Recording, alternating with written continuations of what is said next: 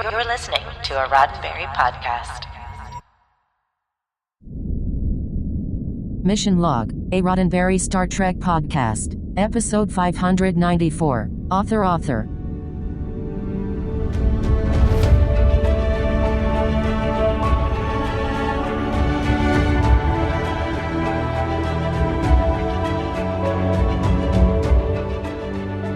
Welcome into another episode of Mission Log, a Roddenberry Star Trek podcast. I'm John Champion.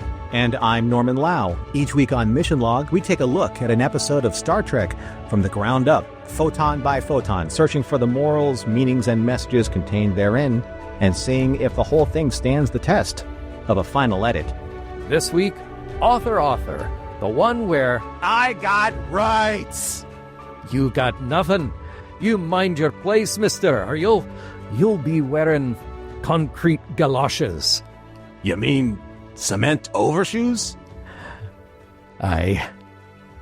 And scene. See, that's how we authored that from a piece of the action. And before we get any emails about how that joke landed or didn't land, here's Norman to tell you how to reach all of us. Don't blame John. I did that. Don't blame him. Send emails to me because we'd love to hear from you. Mission Log is a conversation about Star Trek. Find us on Facebook at Mission Log Pod and on Instagram and Threads at Roddenberry Podcasts.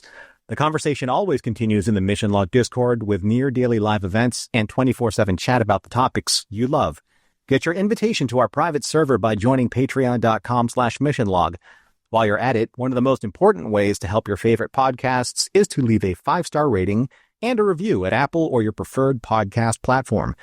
And remember, your comments could be used on the show. And now here's John Champion with this week's trivia. All right, let's talk about authored by, well, we have a story at least, by Brannon Braga. So Brannon has popped up a couple of times this season, even though he was deeply into pre-production on Enterprise. He had the idea for the premise of this episode, but with pretty much anything on TV, you always have to ask yourself who actually contributed beyond just what the credits tell you. So that brings us to the teleplay, which is credited to Phyllis Strong and Mike Sussman. They had a really hard time breaking the final act, and it was the help of Ken Biller who suggested that this episode could indeed resolve with one of those classic Star Trek courtroom drama scenes. And they were all fully aware that it might resemble, say, a certain other episode of Star Trek. We'll get into that later. But all in all, once the pains of breaking the story were figured out, everyone was pretty happy with the execution. This was directed by David Livingston, and this is David's last episode of Voyager. But don't worry, we will continue to talk about David's work on Trek when we transition over to Enterprise. Let's talk about our guest stars. Well, we get to welcome back a number of recurring guest performers. Richard Hurd as Admiral Paris, Dwight Schultz as Reg Barclay, Juan Garcia as John Torres, Irene Sue as Mary Kim, and Robert Ito here is a returning Trek actor. He was Starfleet in the TNG episode Coming of Age, and now he's appearing here as John Kim. Even our Bolian agent, Mr. Brote, is a returning Trek veteran. He played the Ferengi Nava in the DS9 episode, The Nagus. But there are some others that we need to point out, too, some new faces for us. Seven's Aunt Irene back on Earth is played by Lauren Vazov, and she got her start on screen in the mid-70s, making appearances for the next few decades on TV shows that, well, you definitely know. Kojak, Knight Rider, Quantum Leap, China Beach, just to name a very few. This is her only episode of Star Trek, though, and as of this recording, Lorraine is 93 and still working, having just appeared in a short film in 2024. Now, the arbitrator we meet toward the end of the episode is played by Joseph Campanella, and every now and then you need a that guy who has appeared in just about everything you've ever seen in the last few decades, and Joseph easily wins that title with over 200 credits dating back to 1952. He was extremely prolific on the daytime soaps, going all the way back to more than 500 appearances on The Guiding Light starting in 1959, add on Days of Our Lives, and The Bold and the Beautiful for a few hundred more. But Soaps were just the tip of the iceberg. Joseph appeared on Mission Impossible. He had a recurring role on Mannix. And later in his career, he turned up on Cold Case and CSI and so many other shows. He lent his voice to a number of Spider-Man and other animated series, and I wouldn't be doing my job if I didn't mention that he appeared in a 2-part Love Boat episode in the middle of that show's 9th season, Egyptian Cruise Parts 1 and 2, alongside another favorite Trek guest star, James Sloyan. We lost Joseph in 2018 at the age of 93. Welcome to the shallow end of the Delta Quadrant. In space, no one can hear you scream, especially copyright lawyers.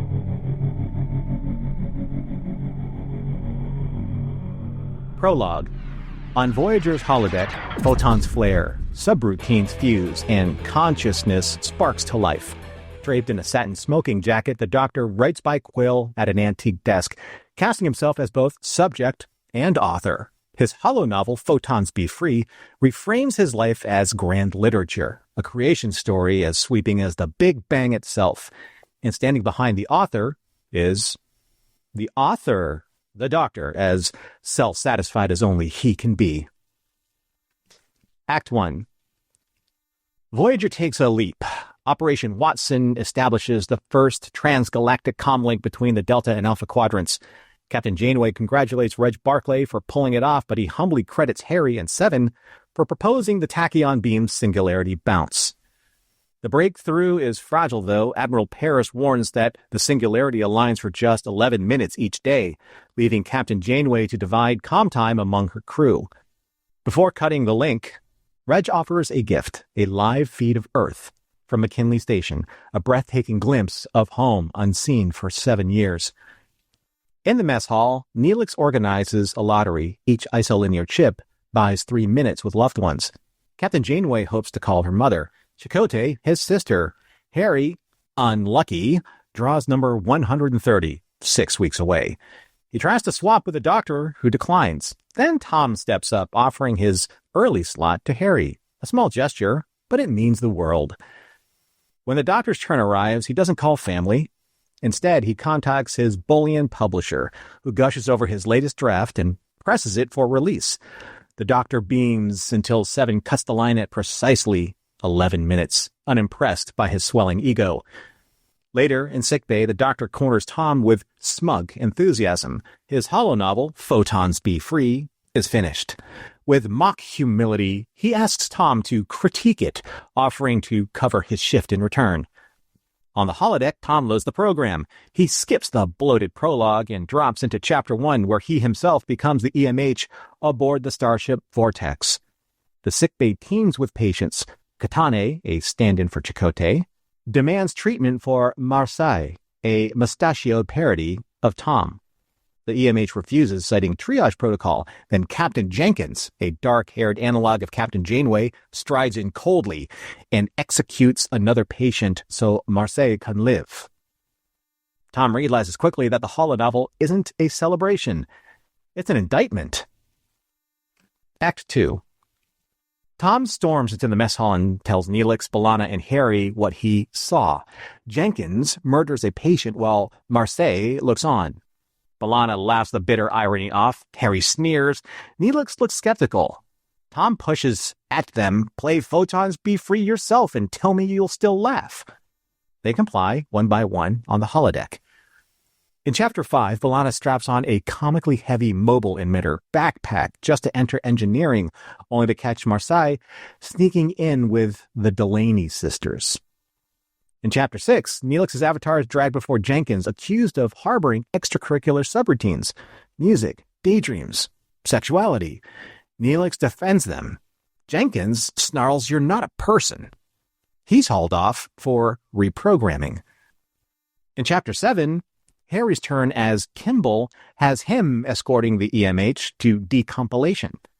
As they proceed, 3 of 8, a disguised 7, intervenes. Harry and the Doctor escape. The satire curdles into indictment. Holograms as expendable, used, and discarded. Chapter 8 hits the hardest. Jenkins orders the EMH decompiled. He's a piece of technology. He has no rights, the captain pronounces. The program shuts down. Janeway is speechless. You could hear a photon drop in the silence, even when she summons the doctor to her ready room.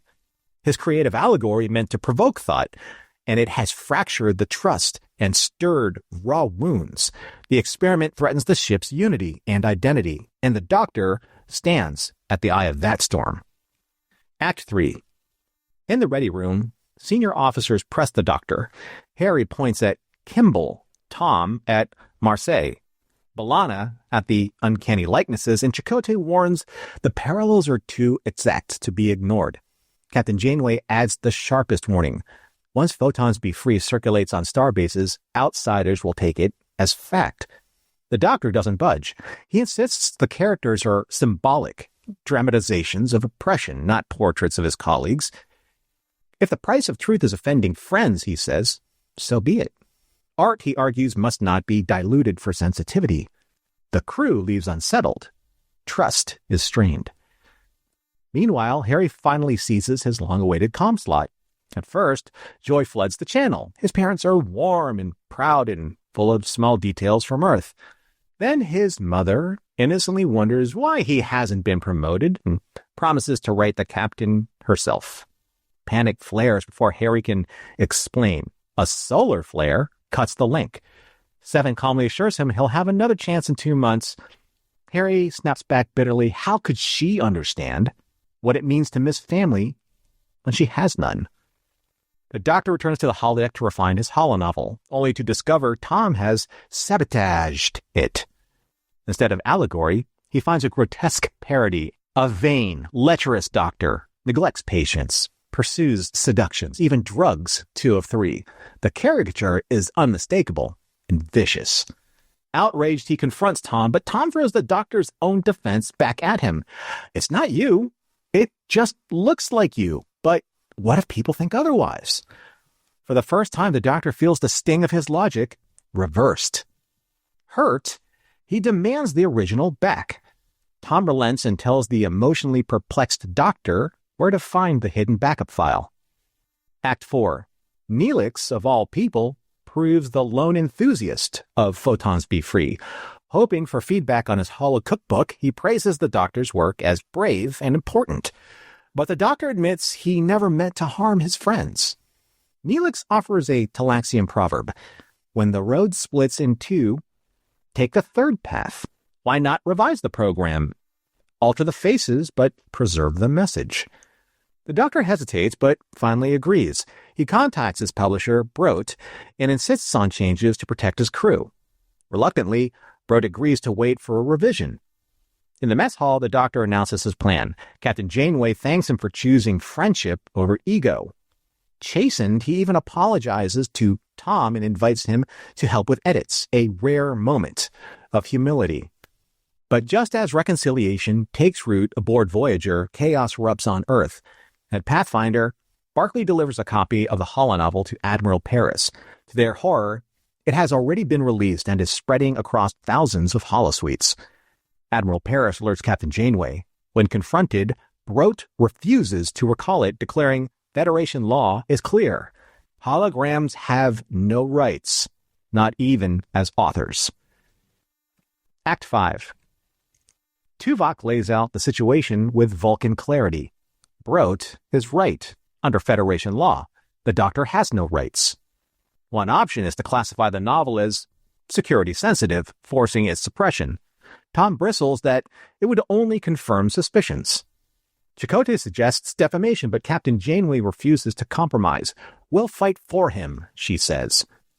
A tribunal convenes during Voyager's daily 11-minute comm window. Tuvok argues the holonovel is original, thus its creator must be an artist.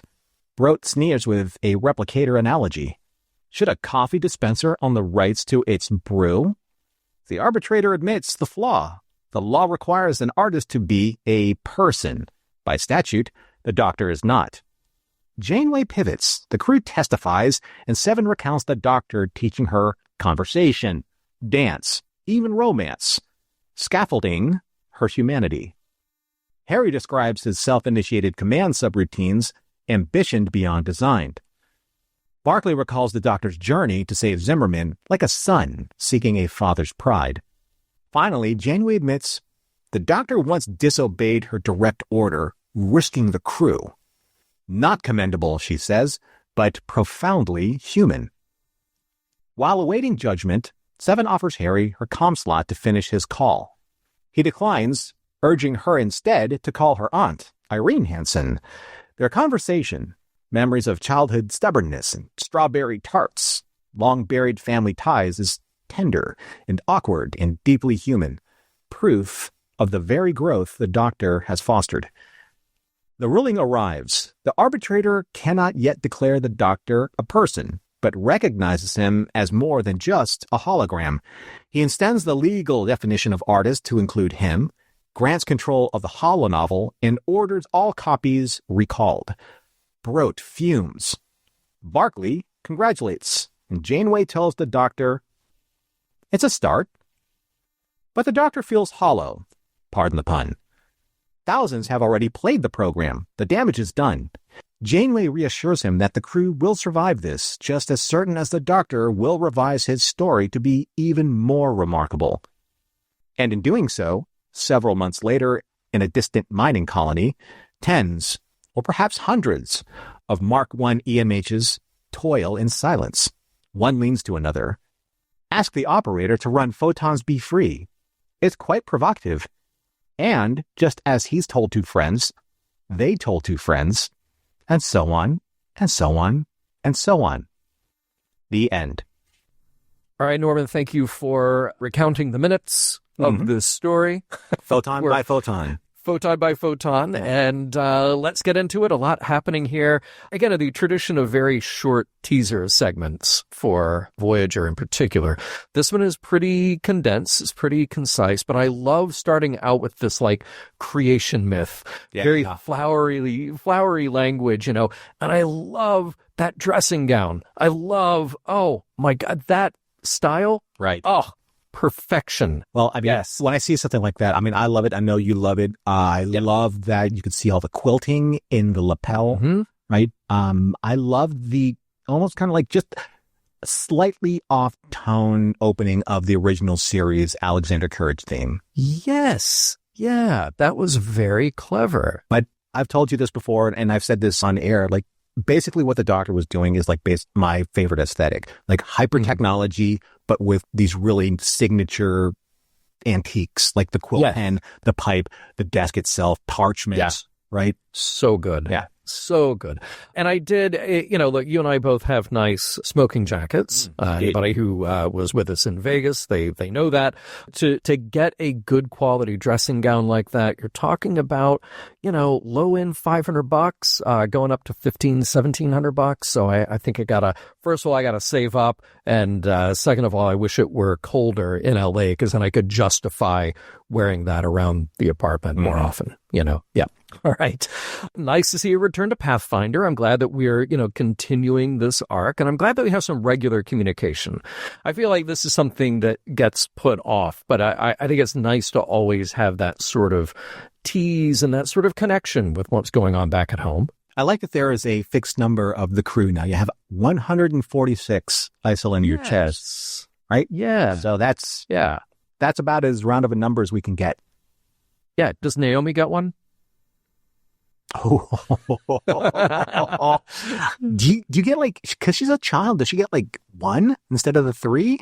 I know, or is it saying, no, go talk to your mother? She's wait, she get one? She's somewhere. I don't know. Baxter gets all of them. Baxter gets all the extras, right? Okay, I love the agent. I love Brote, and I love that the doctor has this, agent who's a Bolian, and one of the few Bolians who's not a barber.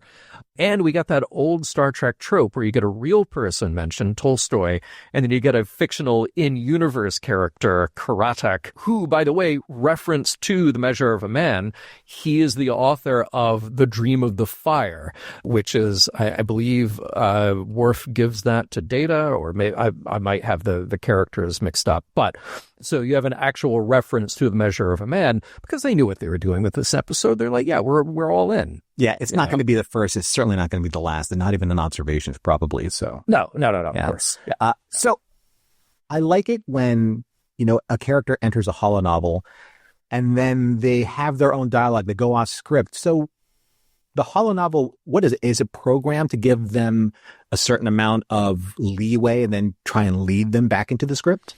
That is a great question, because then if you took that too far, like if you have somebody making all the wrong decisions in the holodeck novel, is it still the work of that author? Right. Because the person who is playing it is changing what happens in that story. I don't know. I've got a lot of questions about how it works, but this is one of the more intriguing views that we've gotten inside how a holodeck or a holonovel works.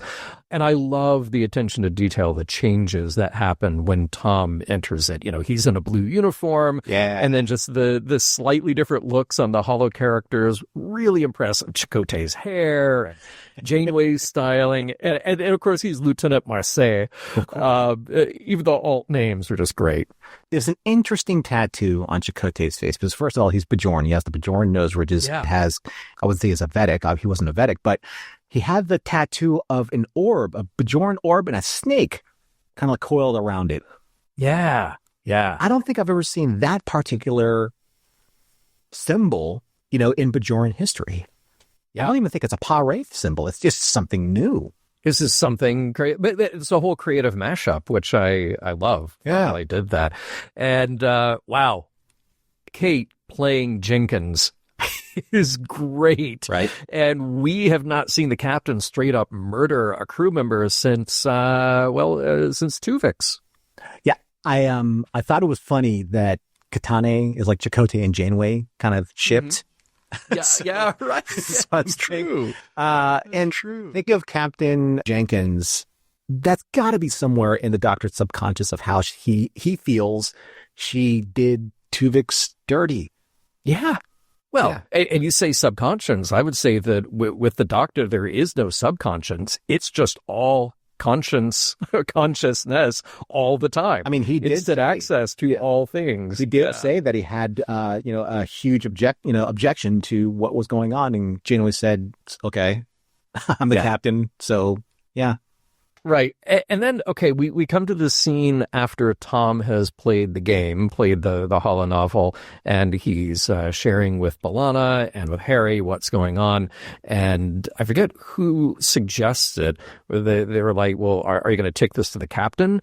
And I kept thinking, well, should they take this to the captain? Like really, is it any of her business?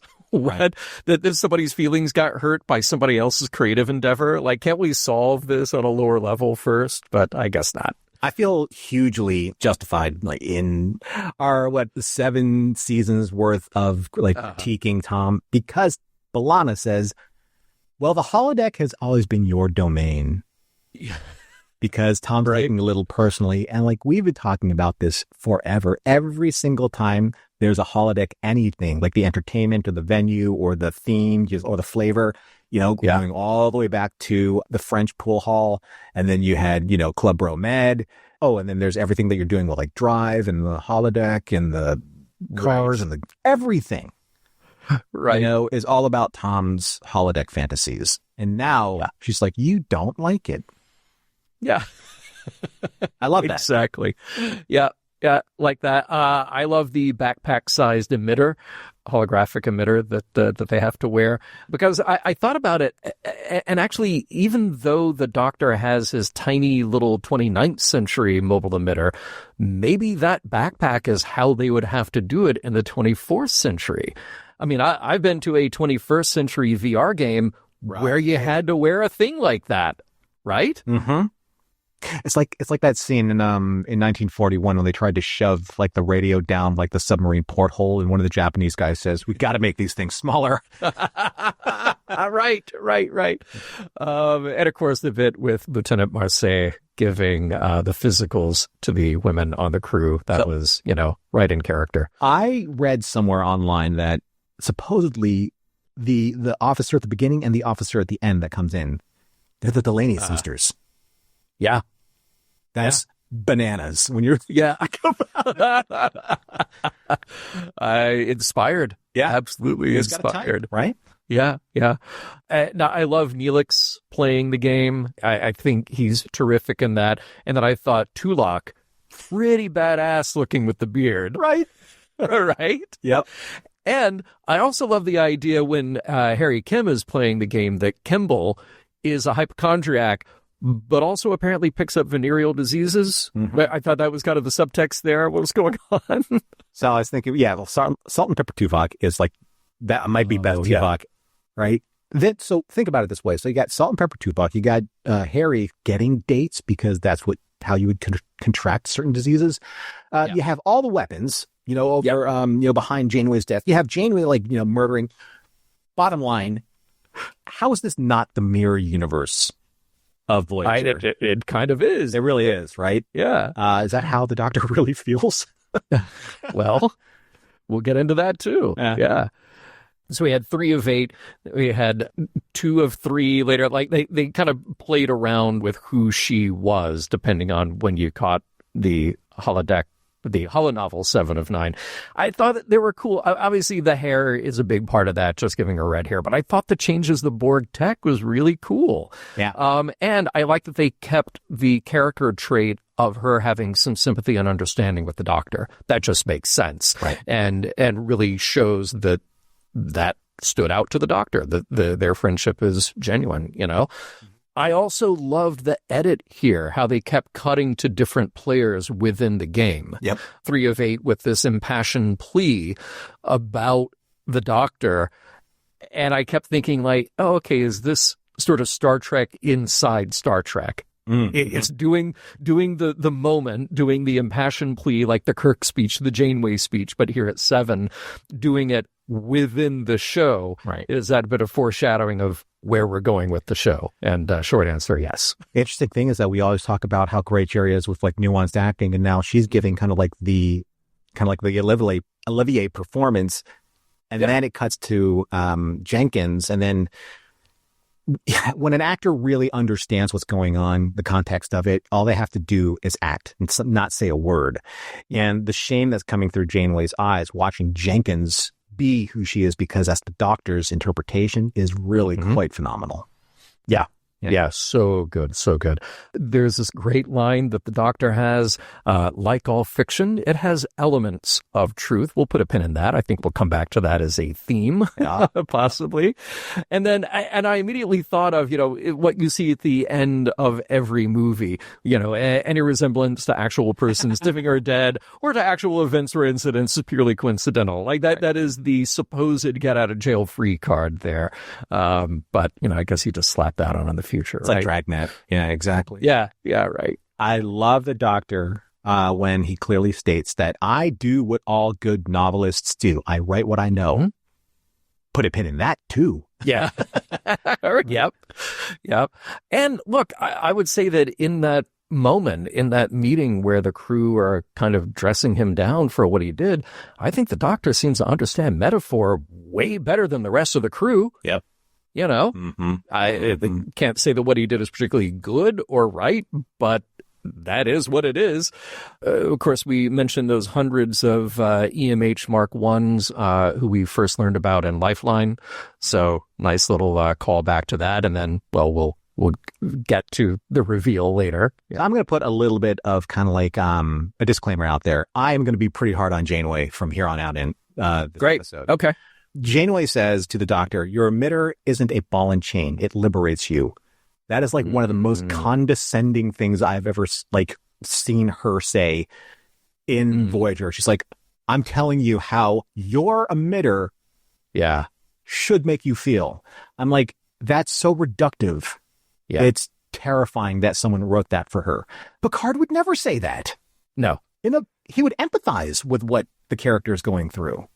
Or at the very least, you pose it as a question. You're there to get information to try to understand how they feel. Right. Yeah.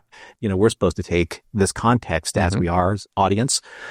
As an Asian male, basically that's the equivalent of someone saying, well, Asians aren't really people of color. You know that, right? Oh, yeah. And they don't even hear what they're saying. That drove me banana sandwich when she said that. Yeah. Yeah. Also in that scene, I forget who actually says, maybe it's Tom who says, you should consider how it's going to make your friends feel. Janeway said that. Janeway did say that. Yeah, you're right. You're right. Oh, believe me, Should we, though? I have okay. tattooed that We'll have thoughts. in my eyelids. That entire scene. Okay. I mean, that's like We'll basically come saying, back to that as well. it's like saying, Alex Haley, you wrote Roots. That's not really the slavery that you should be writing about. Yeah. It's like that. I'm like, why do you Yeah. write something like that for Janeway? Why do you write something like that in Star Trek? That's insane to me. Well, characters got to grow. Characters got to learn. It's like And we'll see if they do here. It's like Janeway says, Homo sapiens only club, just stick that to the door or something. Yeah. Yeah. Now, I love Mr. and Mrs. Kim. I love them. And they assume that Harry is in command. Yep. And by the way, Harry should not be playing this down because he is in command from time to time of the night shift, which is an irrelevant phrase because there is no day or night in space. Anything can happen at any time. Regardless, great scene. So if there's one thing that I can say without fail that they got 100% right, was that conversation that he had with his parents. Because Asian parents, generally speaking, and definitely in my case, when you tell them something along the lines of, I was promoted to this, and now I have this responsibility, it gets nth degree to, you're the captain of the ship now, aren't you? I'm going to tell all of my friends about it. Why don't you tell me what your next promotion is going to be? It's like, Mom, that's not what I said. I said that I'm a manager now. It's like, I'm not running the company, but I get to run meetings in the company. It's like, but it's the same thing. No, Mom, it's not. Right. I love that. All right, then Tom has this kind of clever decision to rewrite the program, give the doctor a taste of his own medicine. Okay, it's a bit heavy-handed, but we get a couple of choice things in that scene playing out. We have the return of the space putter. Very glad to see that. The doctor's characterization, the fake hair, The comb over was awesome. so great. All of his whole demeanor, it's just Bob chewing that scenery. It is perfectly disgusting. It's wonderful. And we learned that they do have backups in this future because he actually backed up the program. Yeah, good. You can do that. Mm-hmm. Just Tom being wounded, it's not a color that suits him. It's like, if you don't like it, here's your backup. I'm like, Tom, just like, be like, hey, you know what? Why don't you write it better than me? That's Tom. Yeah, right. Yeah. Right. He absolutely could have played it a bit more sincere. Yeah. Now, I really like the scene. I like Neelix coming in and just doing what he does when he is written well, which is to disarm a tense situation purely through honesty and kindness and matching somebody where they are. This guy, he knows psychology better than just about anyone else on board. You need a counselor. You need him in a moment like this. Yeah, I mean, that's the Neelix that we like seeing. Yeah. And it's not that he steals the scene, it's that he really enhances what's being told. It reminded me of this quote from Babylon 5. One of the characters said, understanding is a three-edged sword. Your side, their side, and the truth. Yeah. And I like where Neelix is going with this. Like, look, you can do it a different way. They're not mutually exclusive choices. Yeah. I thought that was really smart. Exactly. I love the doctor's line here to Tom. I believe the phrase you're looking for is lowbrow. Ooh, yeah. Zing. So good. I will try to use that in my life at some point in the future.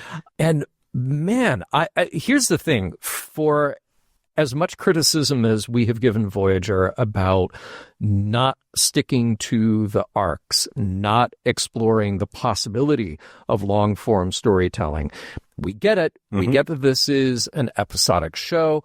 But when you have a moment like the scene with John Torres, wow. Right. Really well done. And again, 3 minutes long, not even 3 minutes, but 3 minutes in real time in their universe.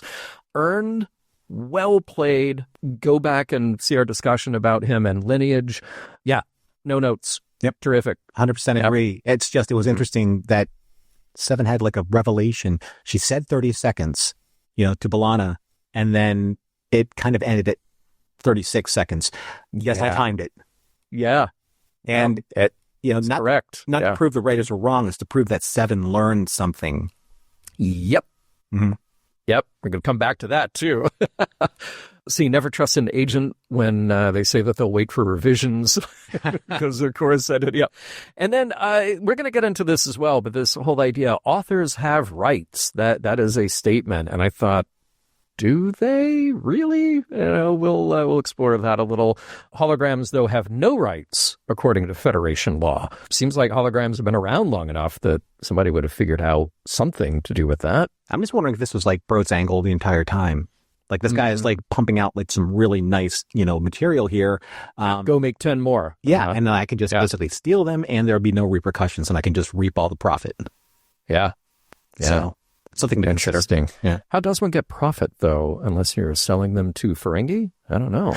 You never know. Yeah. Right? Interesting that Tom is the one who posits the idea that the cover-up would be worse than the crime. Mm-hmm. That very often is true.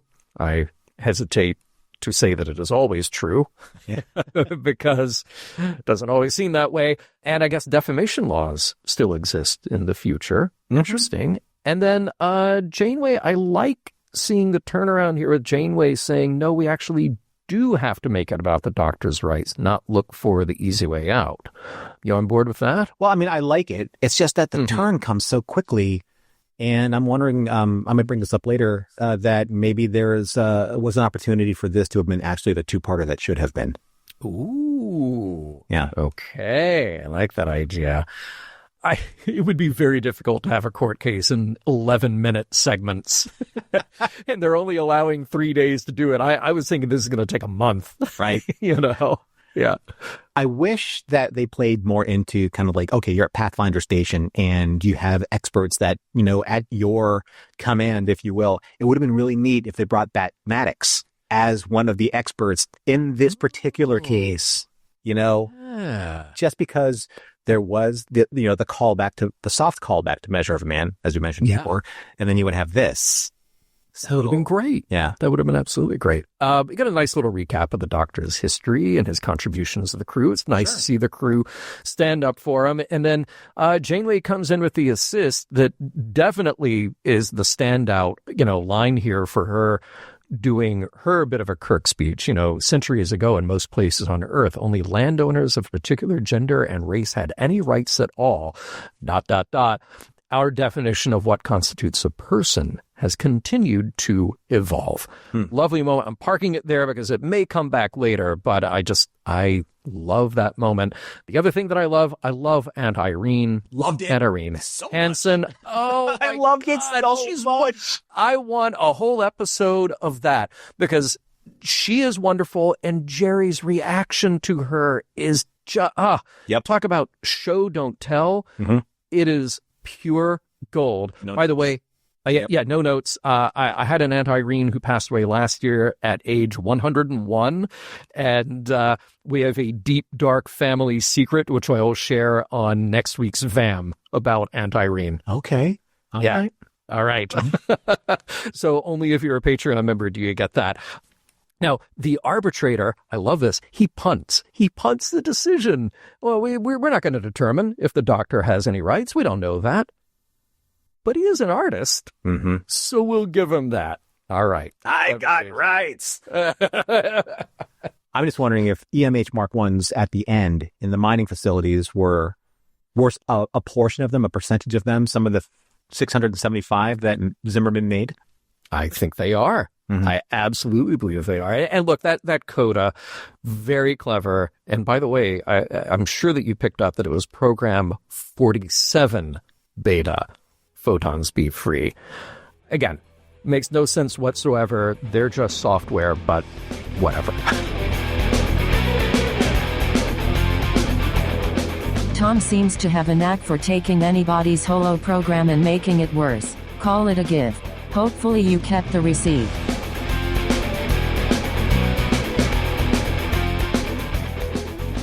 There are 900 things that we said in the last segment. Oh, we'll get back to that. Oh, that was such a good line. Oh, that was such a good moment. And like I told you offline before the show, I mostly just wrote down questions because I feel like this episode states certain things or brings up certain concepts that we just have to kind of accept to go along with the story. But if you pause for a moment, you sort of look at that and go, whoa, hey, hang on, wait a minute. Is that really the truth? Is that really how this works? And I guess the first thing that I want to start with has to do with the work itself. So the Doctor, as an ever-evolving, growing, creative force, he has created his own program as the emergency command hologram. He has created, go back to, we didn't even mention in this episode, the fact that he created a family in the holodeck and had an emotional, very human experience in there. So he's creating all of this stuff. And now he has decided to create a holonovel, i.e. a game, a story, a participatory story. We get into what that means as well. But given the idea here, given the premise that the crew is so offended by what he does, they object so much to his portrayal of them in this story, it really made me ask, does an artist have an obligation to the audience? Miles Davis, quoted years and years and years ago, said something to the effect that an artist's first obligation is to himself. That shorthand for saying that when he goes into a studio, he's not going there because he has planned something that somebody, particularly in the audience, wants him to do, or what an agent or a publisher wants him to do. No, as an artist, he must create the thing that he wants to express. Mm-hmm. And I think most great art comes from exactly that. So it gets even more complicated when you ask, then, does an artist have an obligation to their friends or to their family? In this case, friends and family are kind of the same thing for the Doctor. He, by my estimation, should be able to write whatever he wants. Now, doesn't mean that is without consequence. It doesn't mean that exists in a vacuum and people can't criticize it. People can't express their opinions about his work. But, I wondered if anybody on that crew decided to stop for a minute, other than his almost, interrogation in your favorite scene in the Ready Room, and ask, well, wait, why is he expressing this? And why is he expressing it this way? We don't need to tell him, oh, you can only write about us in this particular, in the way that we approve of. I think that is morally and artistically bankrupt. Yeah, right. Is to tell the creator what you can and can't do. Unless you're hiring them specifically for a commissioned piece of work. Sure. Right. Yeah. But that's not what that is the only case. Yeah, that is the only case where you get to do that. So what do you think? I mean, does the Doctor have any inherent obligation with his work? Or, is the crew overreacting? Are they not? John, what is one of our favorite quotes about the truth when it comes to Star Trek? That a Starfleet officer's first duty is to the truth, whether it is moral truth, personal truth, or historical truth. Personal truth. Yeah. Right? So, yeah, if we take that in the extreme consideration of what Picard is saying to Wesley, then I have to believe that this is, or should have been, the attitude that Janeway should have taken with the Doctor. Because in my opinion, and I am going to be severely critical of what she said here. Good. She was gaslighting the Doctor. Yeah. No two ways about it. She says to him, I understand you have reasons for writing this, but you should consider how it's going to make your friends feel. But why isn't it the obligation of the friends to try and understand how the Doctor feels? Because now you are basically placing your needs and your emotions and your issues with what the Doctor is saying over what the Doctor believes that he should have the right to be able to express as a sentient being that you yourself, crew of Voyager, have been trying to actually shape him to be. Aside from that, if you don't believe in what you're saying, and you haven't believed in what you've been saying for the last 7 years, then treat him as the program that you think he is. Right? You can't have it both ways. And you know what? I'm really interested in why the skin in 24th century humans is so thin when it comes to stuff like this. Right? Right. The reasons, in my opinion, the reasons why the crew is having this reaction to what the doctor is saying is because deep down inside, they know they've wronged the doctor. They know. Thank you. In their bones. They know that he is basically a database and can remember verbatim how either he was treated or the decisions that he made in terms of protecting patients like Tuvix have been summarily dismissed based on authority. Right. He will never forget that because he is a program.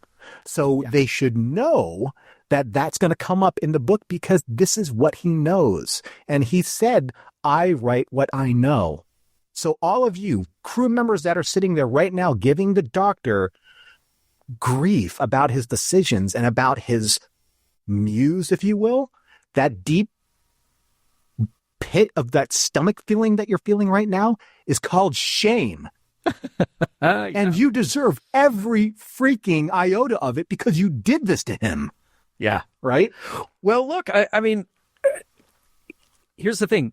What the doctor wrote could either be, it could take many forms. It could be an extreme parody. It could be the kind of satire where I'm specifically writing the opposite of what happens in order to make a point about that. Like, here is the extreme worst case sample of that.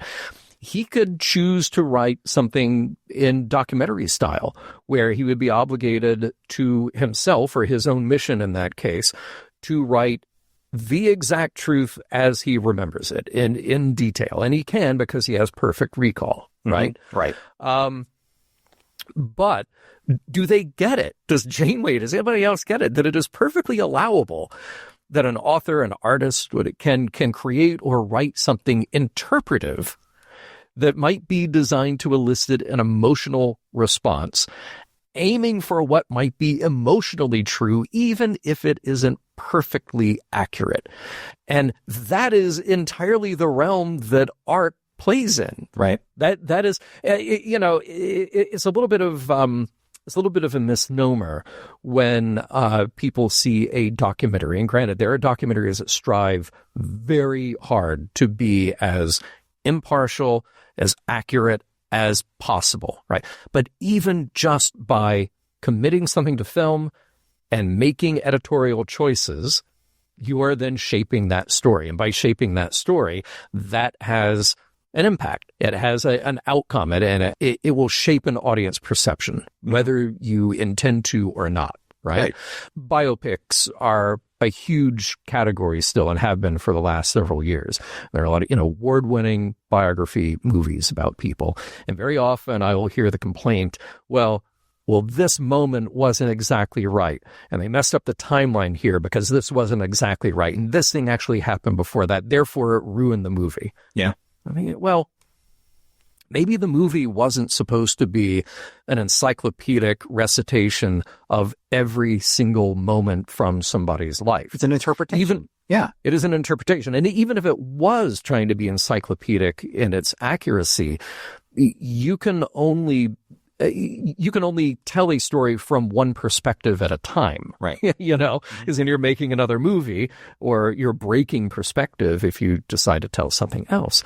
And to me, what is always much more interesting and much more important is, are we capturing what is emotionally true?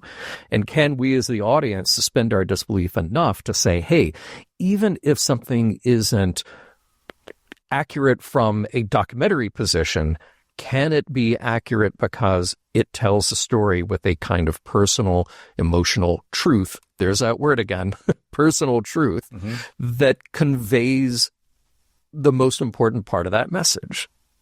And I'm amazed at how blind the Doctor's fellow crew members are about that. Now, look, all of that said, they have every right to their reaction. They have every right to not feel flattered, to feel maybe like they've been betrayed a little bit. But the way they go about this is entirely wrong.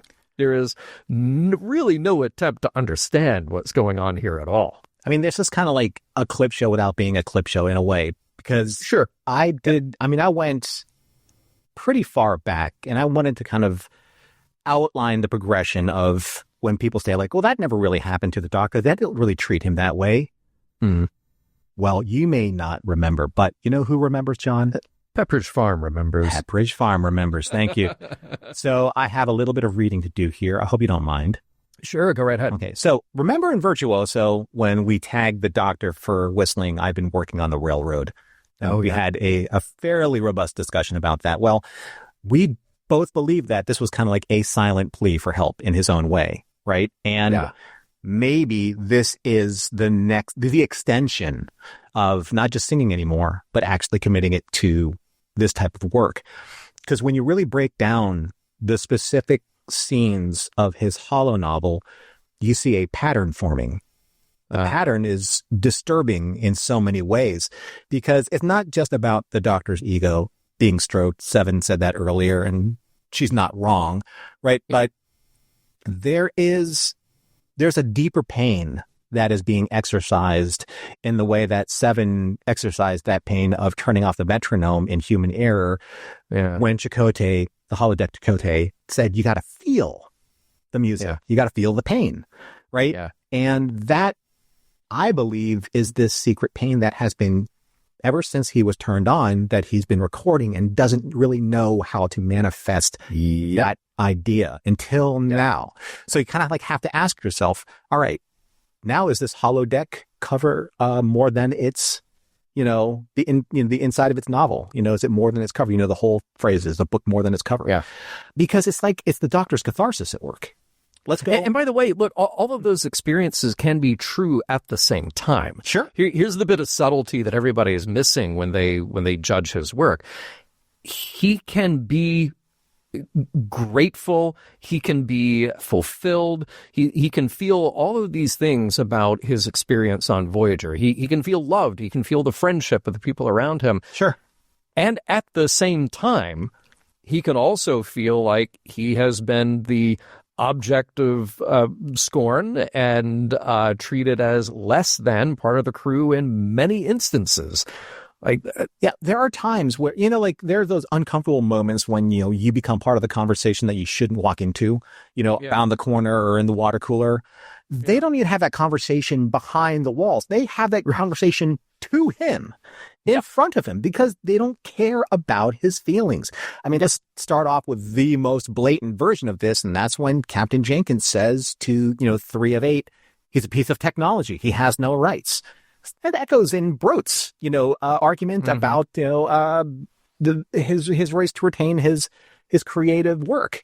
Right. Yeah. And then, we hear the soliloquy about, 3's impassioned plea. And then Captain Jenkins says, nice speech. Now decompile the program. That's basically like delete the file, delete the wife. Yeah. Same thing. Yeah. Maybe that's where it's coming from. Remember, the Doctor has access to all of the holo programs and everyone's reaction to every character that has been written on the holodeck. Yeah. Right. So let's go all the way back to Fairhaven. The Doctor knows this. Right. Right. Let's go all the way back now to season 1. Okay. Eye of the Needle. Janeway says to Kes, he's only a hologram. Kes says, he's your medical officer. He's alive. And then Janeway says, no, he's not. And Kes says, he's self-aware. He's communicative. He has the ability to learn. Janeway says, because he's been programmed to do that. Kes says, so because he's a hologram, he doesn't have to be treated with respect or any consideration at all? Yeah. All right. Now, move forward a little bit in time. I would say, and now it's 7 years later, right. but even before we get to that. Yeah. Let's go to latent image. Oh, yeah. Okay, so would you like to... Where they really mess with him. Janeway, I'll do 7. Sure, I'll read Janeway. A replicator operates through a series of electronic pathways that allow it to receive instructions and take appropriate action. And there you go. A cup of coffee, a bowl of soup, a plasma conduit, whatever we tell it to do. as difficult as it is to accept. The Doctor is more like that replicator than he is like us. It is unsettling. You say that I am a human being, and yet I am also Borg. Part of me, not unlike your replicator, not unlike the Doctor. Will you one day choose to abandon me as well? I've always looked to you as my example, my guide to humanity. Perhaps I've been mistaken. Oh, that's cold. Right. I love it. And now, in this episode, this is what Brot says to Tuvok during cross-examination when he's holding up a cup of coffee. Brot says, a replicator created this cup of coffee. Should that replicator be able to determine whether or not I can drink it? I'm looking at the patterns. Yeah. The patterns are there, and I'm just a guy with a bunch of videotapes watching a show. But if the Doctor actually existed in real life, he has access to all of it. Yeah. Right? So, yeah. It's, you can probably hear it in my voice. I am 100% on the side of this Doctor's argument. Team Doctor. Team Doctor. Yeah. Well, you know what? It's team, let's get real. Yeah. Because that's what's happening right now. I do want to, I want to break up this train of thought just a little bit because there's a couple other points that I want to throw out there. Because look, this episode is just, it is rife. There are so many interesting ideas posited here. One that I thought that could take a little bit of study, but again, we just have to take it with a grain of salt that this is how the episode operates. Does an artist own their work? Because Gene Roddenberry did not own Star Trek. Maybe this is the most fantasy sci-fi part of the story, that an artist has the rights over their work. There are not many people in any creative field who actually do. Once the agent has it, and once that distribution deal has been struck, can you imagine any scenario where an artist gets to recall their work? Can you imagine Star Trek going on the air? Yeah. Right? Look what happened there. Yeah.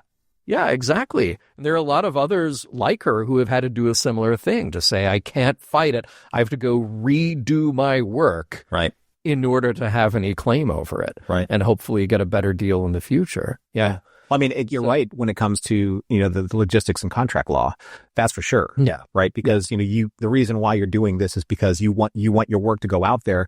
You yourself don't have the wherewithal to be able to do that, or the resources or the connections. So you hire somebody in this, inside the system, your publisher, your editor, your marketer, all of those people. And they all get claim because that's how they get paid. Yeah. Right. But then again, you asked a really interesting question that you thought I may have not understood, but you said it, it was very sly. It's like, well, how do people get paid in the 24th century?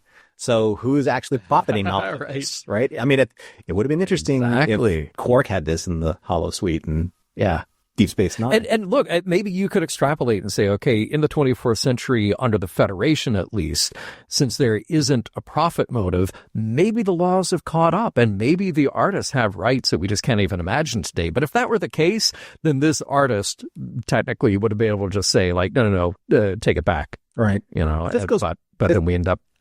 This goes back to that question I had about Dr. Zimmerman's art that he was going to bequeath to, his daughter and his son, the EMH. And it's how is that not protected under some type of non-fungible token in the 24th century level of technology? Oh, God. NFTs are going to be with us for another 300 years. I can't believe it. I do love this idea that you brought up earlier. We get just a little bit deeper into the holodeck as literature and as gameplay. So I love that the Doctor wrote an introduction and there are acknowledgments, and he lays out what the reader or player will be getting into. And each player in this one is put into that first person perspective. I think that's great, because very often on TNG, you just sort of, open the show and everybody's dressed in, Robin Hood garb. And just kind of everybody knows what's happening, right? But I love the idea that you have an introduction here, and there is some understanding that, an author creates this, as you said before, like a choose-your-own-adventure. It really does, though, bring up a question of how much or how little of that then affects the gameplay. And if you and I have two different experiences of that gameplay, well, it's not like you and I read the same book and disagreed on maybe the themes in that book. No. We fundamentally had two totally different experiences because we are changing the nature of the game when we're in there. Right. Now, obviously, in the 24th century, as it's depicted in Star Trek, books exist. Movies exist. Things that you don't directly interact with and change are still there from an artistic point of view. But the holonovel and the holodeck adventure kind of have their own role here.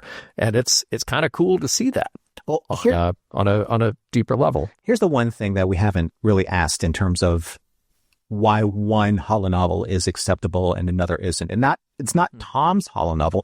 Let's go all the way back to Tuvok's security manual holonovel. Oh, yeah. Right. Yeah. Now, I understand it has a purpose, but if their characters are being reviewed in a certain way and they aren't also kind of like portrayed in the best light, Chakotay, not the best leadership, or maybe like someone not the best security, et cetera, they are also being slandered in a way to show how these characters need to improve the quality of their work performance or their responsibilities. How is that any different, aside from the fact that Tuvok's real and they think, they don't see the Doctor as being real? Right. Yeah, exactly. I also want to talk a little bit about Seven here because we both love that scene with Aunt Irene. Mm-hmm. And I love that this episode, I mean, look, we're focusing on the Doctor, and the Doctor clearly is one of the crew, is one of our A players in the show. So this story has to serve his arc. But we didn't forget about the idea of, if we're going to have Seven in astrometrics, and that's where everybody has to get the messages, they have to have their communication with Starfleet, okay? The story's not really about her, and it is awkward that she's in the room, but then they really gave that payoff. And there was definitely something for her to learn about the power of familial connection. And it just absolutely worked with the subtlety of just her being in the room, just overhearing these conversations and internalizing it. So terrific way to drive forward a character without just making it about them. So really nicely done. And we're going to run out of time for this. So I'll just plant this little nugget here. Brote says our most popular children's program is written by Toby the Targ. This episode, and of course, and he's meaning that Toby the Targ is a construct, a fake author. Yeah. Maybe the closest thing we could have had to what he's describing at that time for an episode that aired in 2001. Remember the band Gorillaz? Oh, yeah, sure. Uh-huh. Yeah. So they didn't exist, although, they were cartoons. Right. And you had real musicians creating music that then were fronted as a cartoon band, right? And this episode came out nearly 25 years ago, as of our recording today. And they had no idea that we would be having this debate currently about AI-generated art. Like, there is currently, when I opened up my phone this morning, there are articles in the Hollywood Reporter about an AI-generated, quote-unquote, actress. Mm-hmm. And they're, and SAG-AFTRA having to make statements saying, like, we do not approve of this at all. Right. We're going down a very difficult and dark path here with this. And on the side of the arbitrator and Brote says, I've never encountered a replicator. Oh, sorry, no, this is Tuvok in defense here, saying, I have never encountered a replicator that could compose music or paint landscapes or perform microsurgery. Tuvok, I cannot wait to show you our AI tools in the year 2025. Sadly, despite the guiding light connection, I was unable to determine if Joseph Campanella ever appeared with the SAS. I will not rest until I find this information.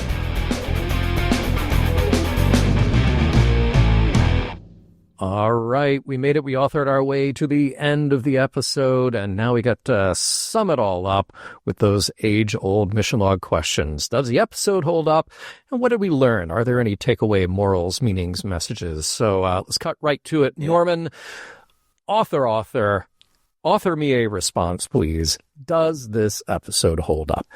There's that old saying, a little bit of column A, a little bit of column B. Mm-hmm. That's kind of like where I'm at this episode. Yeah.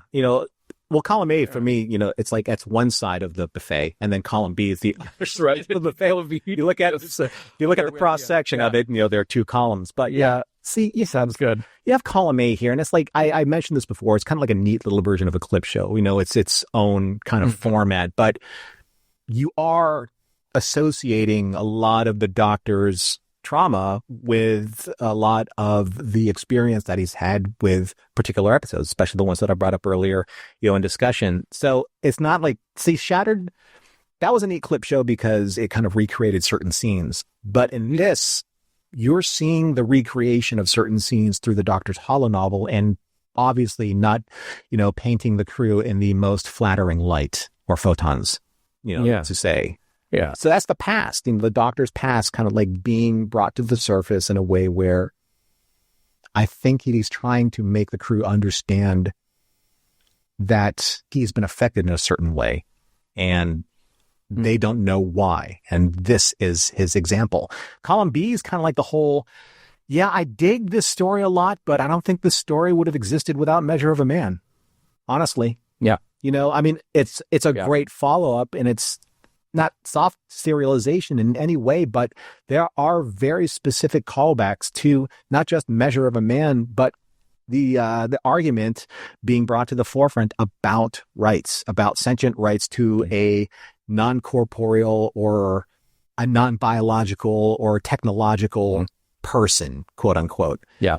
Because to be fair, they knew that. Sure. And it took a long time for the writers and producers to decide, like, well, we're leaning in this direction. Let's just go all in and do it. It's been long enough. Yeah.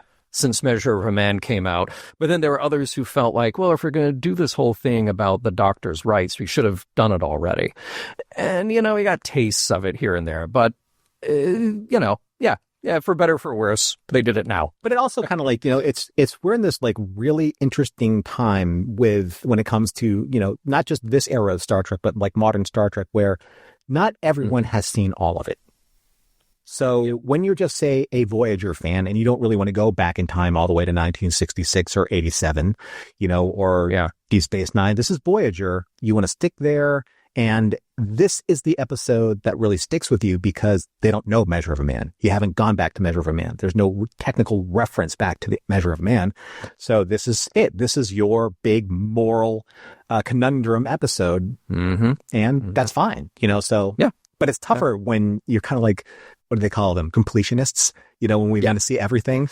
So, I think that it's still an argument that has a lot of resonance and obviously relevance today, especially when it comes to, okay, so when you throw prompts into a ChatGPT or a Perplexity or any of these AI algorithms, and it comes up with something that is very marketable and obviously very commercial and has the ability to generate like a lot of significant revenue, who owns that? Right? Yeah. It's like the Doctors. Like once it's out there. I know yet. Exactly. My prompts created it. Yeah. But our software created it too. Yeah. Right. So that's a really interesting thing. But then I started really thinking there's a column C here that I didn't consider. Okay. So column C is author is perhaps the closest we will actually see to a Mirror Universe episode in Star Trek Voyager. Like more than living witness, right? Because what we're seeing with the Doctor's novel is like a recompiled interpretation of who the aliens believed Voyager and the crew to be. Now, that was living witness. In this episode, the Doctor subconsciously knows who the crew is and frames them in a way that we kind of see them as mirror universe counterparts of their normal selves. So when you kind of like watch it, you see like, okay, Janeway murdered a crew member in the Doctor's opinion, professionally, and personally. B'Elanna says that you're nothing more than a tool, probably more often than not a response that she would have to the Doctor when his either has a problem with his photo emitters or any technology that happened in the, in the medical lab, or his holographic projector. So, yeah, she's going to get smarmy with him. Yeah. That's the truth of it. And I said that, they're a little thin-skinned about it, which kind of surprises me. So I'm hoping that our listeners and our Discord members, when you're watching this episode or rewatching this episode, see this particular angle for what it is. This is the Doctor's unfiltered and uninhibited personal truth about how he really sees his friends or found family, because we also kind of like skirt that particular comparison. Maybe he's just really working on the railroad all the livelong day just to pass the time away. Yeah. See, here's the thing. I would say to that, by the way, are you saying that it holds up? I was saying it's a little bit of column A and a little bit of column B. A little bit about, okay, a little bit holds up, a little bit doesn't. Again, and a little bit something else. Here's something, I'm going to say something controversial that is like, yeah, of course you are. I'm not a big fan of sampled music. Sampled music, when an artist says that, yeah, I wrote this song, but my the sample hook in my song is key element in my song. I'm like, well, then it's not your song. Yeah. If you're like Wild Wild West, with Will Smith, he takes a Stevie Wonder hook, which is a great hook in Stevie Wonder's song. Like, would that a Will Smith song be just as good if there was no Stevie Wonder hook? Right. Because I like the Stevie Wonder hook in it. Yeah. So I will say, at least with that came from a time that an artist had to go get the permission from the other artist and say, we want to do this, True. And that's even less so now. Yeah. But yeah, good point. And I would append what you said about the Doctor expressing his truth by saying that he is expressing truth and he is expressing art. And sometimes art doesn't have to be a carbon copy of what happened, but it is a tool to get to truths for us all to understand each other better. Mm-hmm. So, what he's playing out is an expression of his experience. It's not like somebody just rewound the film and said, no, this is exactly what happened. But he's allowed to feel. He's allowed to feel like these were the emotional truths that have been building up over these 7 years that he's been activated and absorbing interactions with people. And he certainly has the right, in my opinion, to express that however he pleases. Again, there are consequences to that. That's okay too.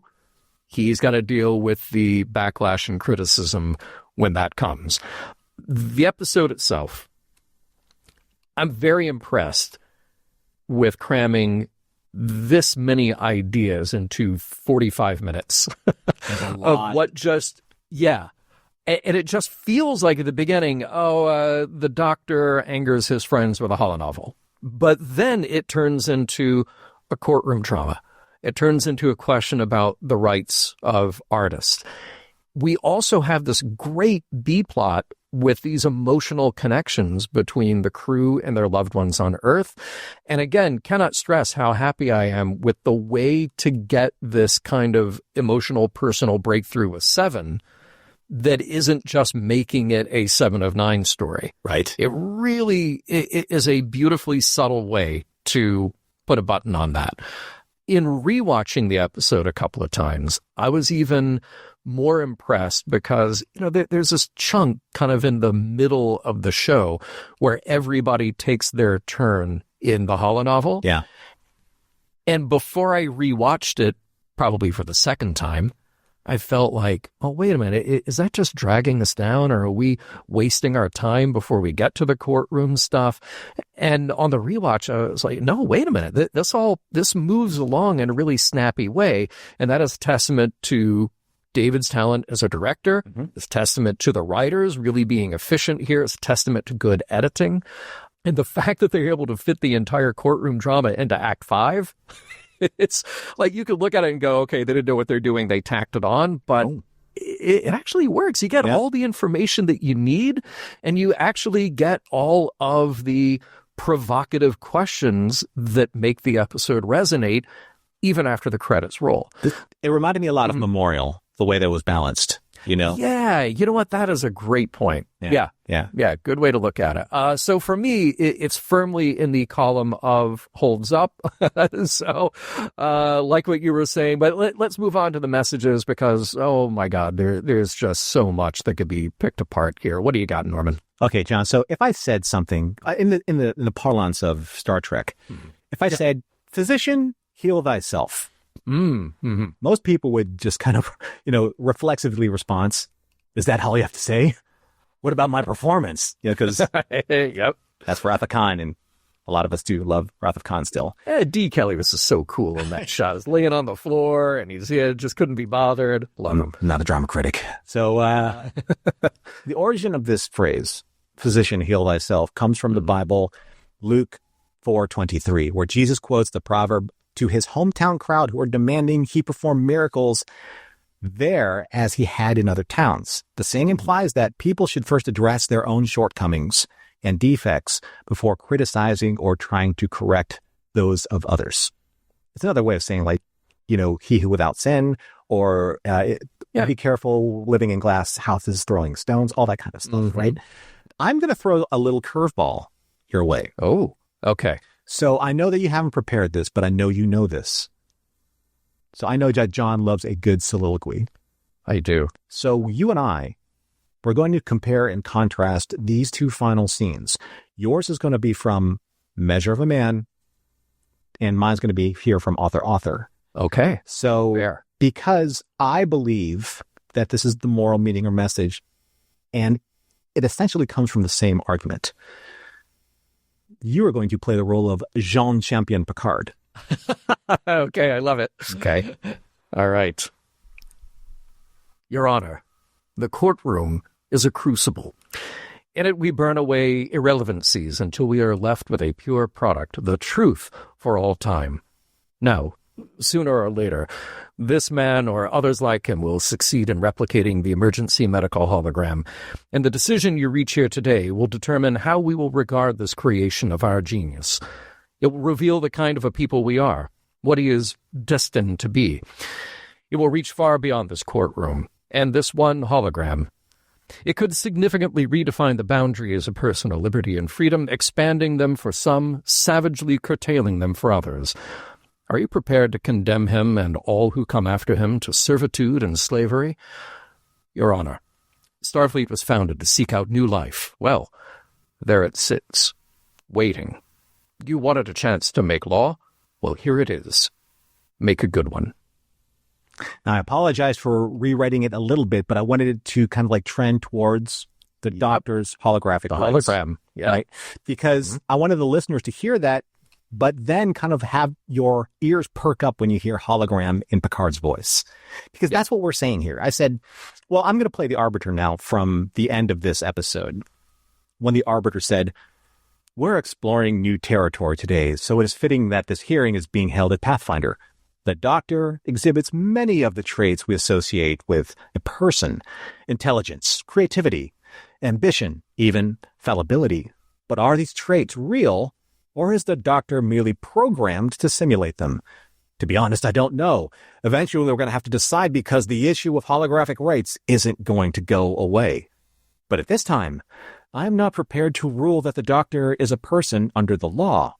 However, it is obvious that he is no ordinary hologram, and while I can't say with certainty that he is a person, I am willing to extend the legal definition of artist to include the Doctor. I therefore rule that he has the right to control his work. I'm ordering all copies of his holonovels to be recalled immediately." Now, taking these two soliloquies, I ask you this. If an organic being and a programmed one are both subjected to the same external stimuli, then as they react to that information as they evolve in the outside world, how are their responses to stimuli any different from one another? It's programming, my friend. It's all programming. Yep. So, yes, what Picard says at the end of Measure of a Man, like Starfleet was founded to seek out new life. Well, there it sits, right? The Arbiter had to make a decision as well.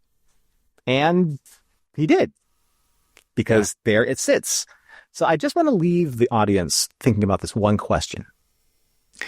Is there really any difference between organic sentient programming that gives organic beings the ability to understand their experience through a complex set of constructs like religion or sexuality or politics or the basic understanding of right and wrong versus what can be programmed into a specific code of complex algorithms where the learning matrix can achieve the exact same experiences. In other words, if it walks like a doc and talks like a doc, isn't it in fact a doc? Nicely said.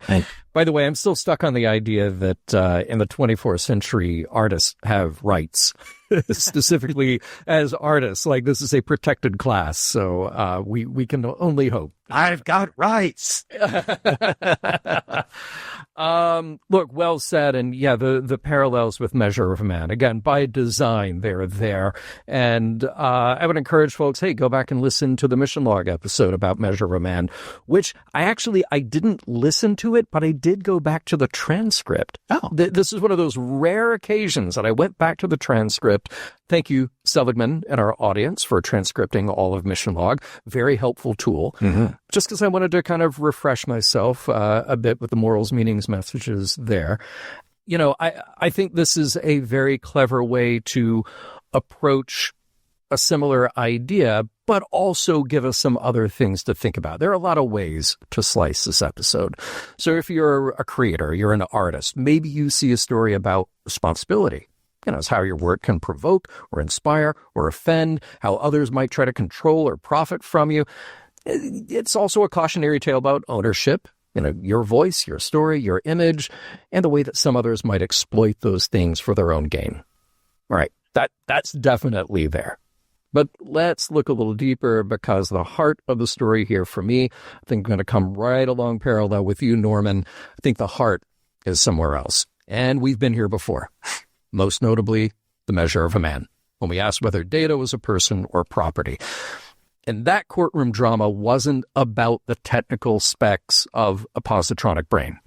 It was about autonomy, about whether we afford basic rights to those who don't fit our default image of what a person is. And here we are again. So now it's the doctor, a being of intelligence, creativity, and maybe conscience? He's facing the same fundamental questions. Is he real? Does he count? Is he worthy of protection and of dignity and of the right to be heard? And again, we're reminded that we don't need to fully understand someone to recognize their humanity or their personhood. We don't need to test their background. We don't need to decode their intentions. We don't need to verify their identity in a lab. All we really need to do is we need to possess the will to see them and to acknowledge that others, even the ones who don't look or live like us, deserve the same basic rights that we claim for ourselves. Now, at the end of Measure of a Man, the real question wasn't about data. It was about us. How do we measure up when confronted with the challenge to extend our humanity to someone new?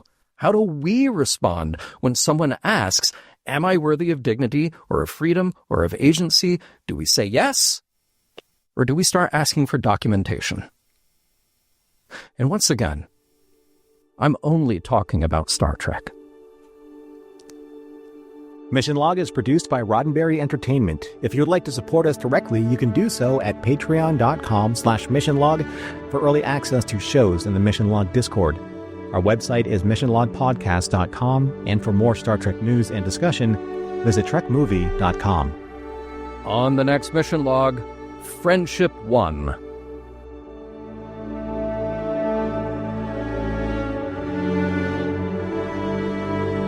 Some of the music for Mission Log provided by Warp 11, online at warp11.com.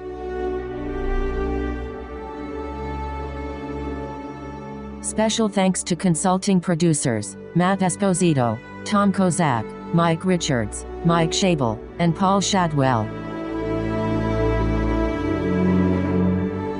Please consider the following addition to your own headcanon. Captain Jenkins is a descendant of the legendary explorer Leroy Jenkins.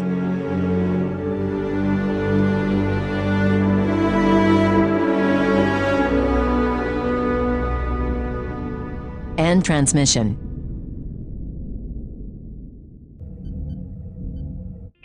This is a Roddenberry podcast. For more great podcasts, visit podcast.roddenberry.com.